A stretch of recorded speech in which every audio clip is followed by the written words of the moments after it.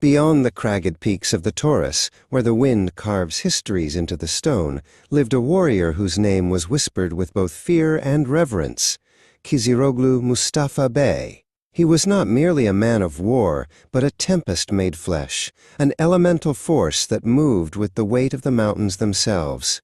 His wrath was a tectonic shift, capable of rending the earth and piercing the very heart of the sky. Beside him stood his legendary companion, a stallion of peerless grace and terrifying power. The beast was known for its mottled legs, white as salt against the dark earth, and a spirit that matched the fire in Mustafa Bey's eyes. When they rode, the ground did not merely shake. It groaned under the rhythmic thunder of hooves that seemed to strike with the authority of a god's hammer. Mustafa Bey sought the legendary Kiziroğlu, the son of the blind man, who ruled the heights of Çamlıbel. While others spoke of Kiziroğlu as the ultimate champion of the oppressed, Mustafa Bey saw a rival whose spirit needed testing. He arrived at the gates of the mountain fortress not as a guest, but as a storm, breaking against a cliffside, his presence demanding an answer that only steel could provide. The air grew thin and heavy as the two legends faced one another. Without the need for petty insults, they drew their blades. The clash of their weapons was a symphony of iron, an echoing roar that sent the eagle spiraling into the clouds. Kiziroğlu fought with the desperation of a man protecting his home, but Mustafa Bey moved with a terrifying, calculated serenity, his every strike carrying the momentum of an avalanche. Kiziroğlu had never encountered a strength so primordial. Every time he parried, the vibration rattled his very bones.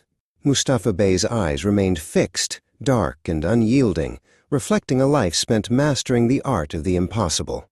The duel moved from the ridge down toward the churning waters of a mountain stream, the terrain itself bowing to their struggle. As they reached the bank of the rushing river, the momentum shifted irrevocably. Kiziroğlu, the hero of 1,000 songs, found his breath hitching as Mustafa Bey unleashed a flurry of strikes that felt like falling boulders. For the first time in his life, the son of the blind man felt the cold shadow of a superior force looming over him, a shadow that did not seek to kill, but to dominate.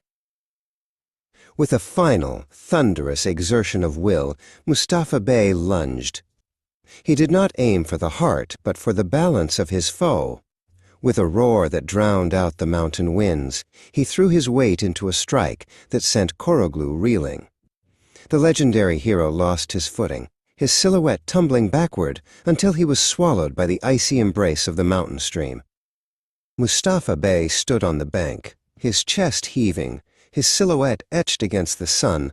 He watched as Kiziroğlu struggled in the current, the mighty warrior now humbled by the cold and the wet. There was no malice in Mustafa's gaze, only the grim satisfaction of a truth revealed. He had tested the mountain's master and found him wanting in the face of the storm. Kiziroğlu climbed from the water, dripping and defeated, watching as Mustafa Bey mounted his horse and rode away without a backward glance. In that moment of profound loss, Kiziroğlu felt a surge of unexpected respect. He reached for his saz, his fingers trembling not from the cold, but from the awe of having witnessed such perfection in a rival. He began to compose a song, not of his own glory, but of the man who had bested him. Kiziroğlu Mustafa Bey, the song began, a hero among heroes, whose horse's hooves write poems in the dust. The legend tells us that the narrator of this tale, hearing the song, felt a pang of longing. To face such a man is an honor. To be defeated by him is a transformation. In the silence of the peaks, the wish remains that such formidable men could be brothers, their spirits forged into a single, unbreakable bond of Turkic honor.